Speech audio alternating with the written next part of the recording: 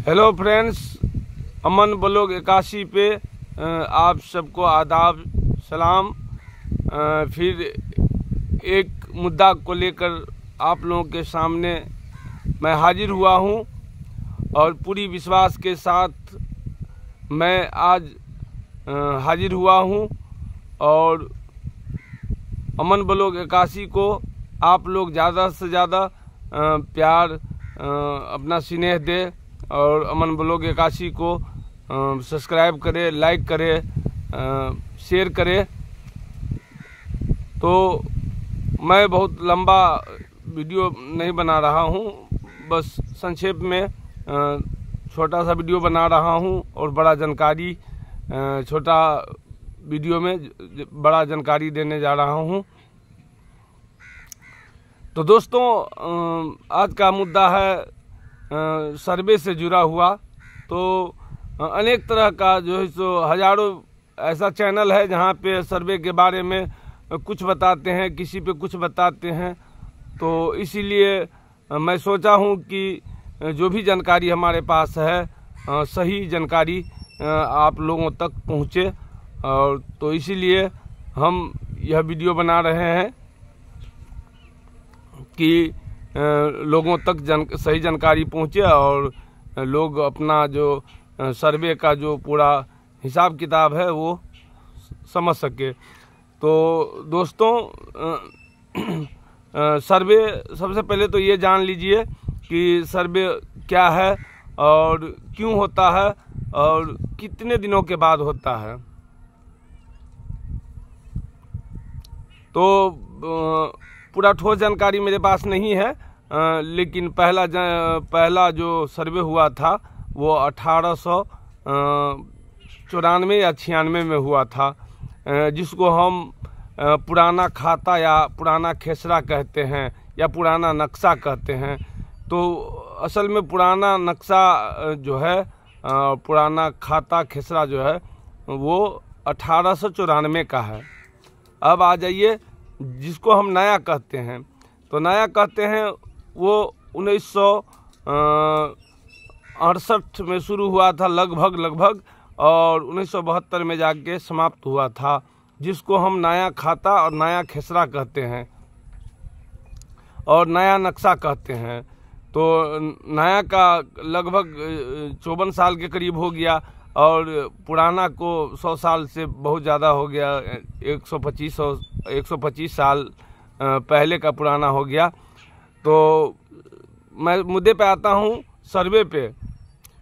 तो सर्वे होता इसलिए है कि जैसे कि हम अपने पुश्तैनी ज़मीन यानी पूर्वज के ज़मीन, बाप दादा के ज़मीन पे रहते हैं और 2 या 3 पीढ़ी बीत चुका है और उस ज़मीन का जो है सो कोई अता पता नहीं हमारे पास, कोनो डॉक्यूमेंट नहीं है हमारे पास, फिर भी उस पे रहते हैं। तो कुछ लोगों का कहना है कि ये सर्वे बहुत ख़राब है और ये सर्वे अच्छा नहीं है, सर्वे नहीं होना चाहिए, और सर्वे क्यों हो रहा है, या अनेक तरह का जो है सो लोगों में सर्वे के प्रति जो है सो अफवाह फैल चुका है। तो मैं ये बताना चाहता हूँ आप सभी से कि हर आदमी चाहता है कि अगर मेरा ज़मीन है तो मेरे नाम से खतियान हो। तो खतियान तभी संभव है कि सर्वे होगा। मान के चलिए कि 1972 के बाद जो भी आदमी ज़मीन लिए हैं, उसके बाद और लिए, उसके बाद उससे और लिए, उससे और लिए, 1972 से लेके एक ही ज़मीन को हम अगर 5 आदमी ले लिए हैं एक दूसरे करके, तो फिर भी खतियान हमारा नहीं बन रहा है। तो खतियान बनेगा कैसे? तो खतियान बनेगा सर्वे के बाद।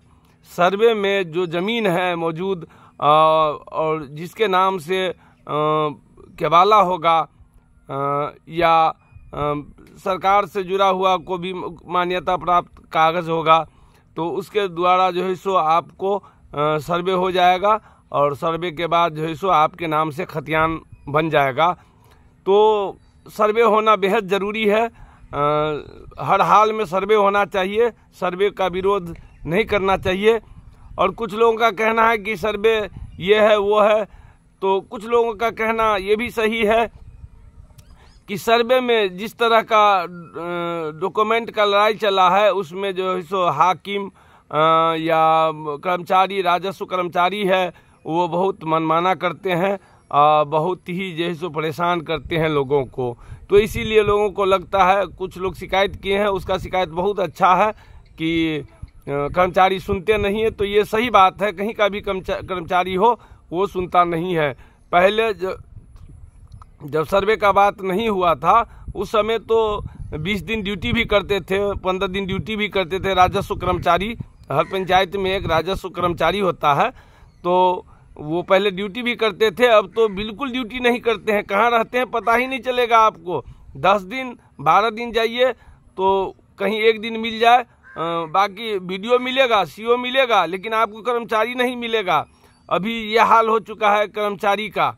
तो जो शिकायत लोगों का कहना है कि आंख मूंद के सर्वे किया जा रहा है या अच्छा नहीं है, बेकार है, लोगों को परेशान करने का ये खेल रच रहा है, तो उनका भी शिकायत जायज़ है, इसलिए कि हमारा सारा का सारा काम राजस्व कर्मचारी से है, और राजस्व कर्मचारी नहीं मिलेगी तो हम अपना काम करवाएंगे कहाँ से। तो ये भी बात सही है। तो उसके लिए सरकार को चाहिए कि कर्मचारी को गांव में आम सभा करके वहां बैठाया जाए, पूरा कागज पत्र लेके, और वहां समस्या का समाधान किया जाए सभी का। जिसके पास कागज पत्र है तो उसके समस्या का समाधान आम सभा के द्वारा कर दिया जाए, तो लोगों में परेशानी कम होगी। और उसके बाद जो है सो आ जाइए आप, जो लोगों के मन में है कि हम ज़मीन को कैसे बांटे। हम यानी हमारा दादा के नाम से ज़मीन है और हम पोता है भारत हो, तो हम कैसे जो है सो बांटे। तो उसके लिए अगर कागज़ आपके पास है तो बहुत अच्छा बात है। उसका कुल रकबा, जो कट्ठा में कहते हैं या धूर में कहते हैं, तो उसका कुल रकबा को जो है सो वजन कर लीजिए, और उसमें उस वंश में कितना आदमी आते हैं, तो जिसके नाम से ज़मीन है उसके नाम से वंशावली बना लीजिए। और वंशावली बनाने का प्रक्रिया साफ सुथरा है, वकील के पास जाके सारा जानकारी और दीजिए, और वहाँ पे एक एफिडेविट बना देगा, और उसके बाद पंचायत सचिव के पास या सरपंच के पास जमा कर दीजिए, और आपको जो है सो 10 दिन 15 दिन में बन के आ जाएगा वंशावली।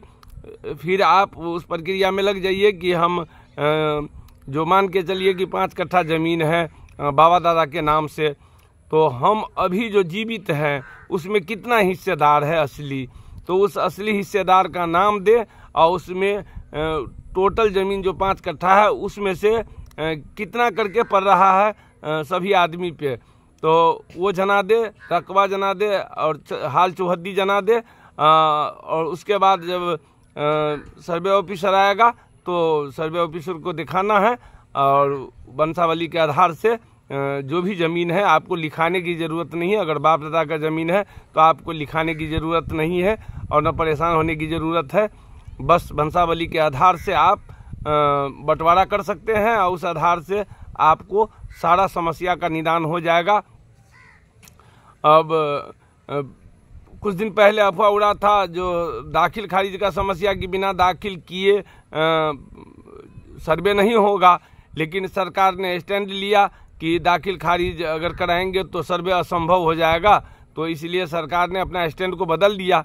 बदलने के बाद क्या है कि अब दाखिल खारिज होना ज़रूरी नहीं है। आपके पास खतियान होना चाहिए, या खतियान तो बहुत पुराना हो गया, केवाला होना चाहिए, या केवाला नहीं है तो आप जो है सो आप मान लीजिए आपके पास ज़मीन है, आपके पास ज़मीन है और आपके पास कोई किसी तरह का जो है सो कोई सबूत नहीं है, तो आप आज ही अमीन के पास जाइए, अमीन को ला के खेसरा नंबर निकालिए, और खेसरा से आप चले जाइए पूरा डिटेल्स निकलवाने के लिए जो है सो किसी साइबर कैफ़ में, और साइबर कैफ़ पे से ला करके, और आप जो है सो जो ज़िला होता है वहाँ से नकल खतियान ला सकते हैं, या केवाला है तो अगर याद है कुछ कि केवाला मेरा इतना दिन पहले करवाया था, उसी अनुसार से आप नकल केवाला भी ला सकते हैं। तो इस तरह से बहुत आसान है, इसमें ज़्यादा झंझट में जाने की ज़रूरत नहीं है। लेकिन सरकारी कर्मचारी लोगों को बहुत परेशान करता है, ये बात सही है। सरकारी कर्मचारी जो राजस्व कर्मचारी है तो वो बहुत परेशान करता है। और सरकार को भी चाहिए कि जब हम सर्वे कर रहे हैं तो जनता को ज़्यादा से ज़्यादा जो है सो भरोसे में ले और ज़्यादा से ज़्यादा सुविधा दें। और अगर दाखिल खारिज की बात है तो हम देखे हैं बचपन में कर्मचारी आते थे दरवाजे पे और ज़मीन किससे लिए हैं, कहाँ लिए हैं, कैसे लिए हैं, वो सब कुछ निदान वहीं करते थे दरवाजे पे, दाखिल खारिज भी कर देते थे और रसीद भी वहीं काट के दे देते थे। इतना आसान हो गया, इतना आसान था पहले। लेकिन ऑनलाइन के ज़माना में कहता है कि लोग जो ऑनलाइन का ज़माना है तो काम करने में आसान है, ये सिर्फ धोखा है। काम करना आसान भारी हो गया है, बहुत बुरा जो है सो कर दिया है दाखिल खारिज को। दाखिल खारिज करवाना और पहाड़ पे पैदल चढ़ना दोनों बराबर है। तो इसीलिए जहाँ भी जनसभा हो रहा है वहाँ जा कर के आप सभी ग्रामीण को चाहिए कि अपने अपने मुद्दा को लेकर के जाए कि हमारे पास क्या समस्या है, और वहाँ फेस टू फेस कर्मचारियों से बात करें और कर्मचारियों को जानकारी दे कि मेरे पास ये कमी है, इसका रास्ता कैसे खुलेगा। तो वो आपको 100% जो है सो जानकारी देगी और उसी जानकारी के अनुसार आपके पास समय है, आप कागज पत्र ओरिया सकते हैं और इस तरह से सर्वे करवा सकते हैं। सर्वे होना बेहद ज़रूरी है, इसलिए कि मान के चलिए कि अगर हमारे नाम से ज़मीन है तो ज़मीन है और खतियान किसी और के नाम से है। अगर सर्वे अभी होता है तो खतियान मेरे नाम से बन जाएगा, तो आने वाला समय हमारे बेटे के लिए, हमारे पोते पोती के लिए, सब के लिए बहुत सुरक्षित होगा। तो इसीलिए सर्वे होना बेहद ज़रूरी है। कर्मचारी का मनमानी है, उस पर सरकार को गौर करना चाहिए, लेकिन सर्वे कराने के लिए हर आदमी को तैयार रहना है। अभी समय 3 महीना का ज़्यादा बढ़ाया गया है, तो इस बीच में आप कर सकते हैं, सारा काम कर सकते हैं, एकदम खुशी से कर सकते हैं। बस लगन से कीजिए कि हमको सर्वे करवाना है और गफलत में नहीं रहना है। कोई कहता है कि अरे ऐसे ही आता है जाता है, तो वो पागल है, उसको समझ नहीं है। क्यों तो सर्वे ये 54 साल बाद हो रहा है, रोज़ तो हो नहीं रहा है। पता नहीं फिर हम अगला सर्वे जीवन में देख पाए या नहीं देख पाए, नहीं जान सकता हूँ। तो इसीलिए सर्वे का तैयारी एकदम जोर शोर से करे। थोड़ा मेहनत ज़रूर है, लेकिन आने वाले आपके वंश के लिए बहुत ही कामयाब और बहुत ही अच्छा होगा, ताकि कोई लड़े नहीं, झगड़े नहीं। इसीलिए दाखिल खारिज कराना बेहद ज़रूरी है।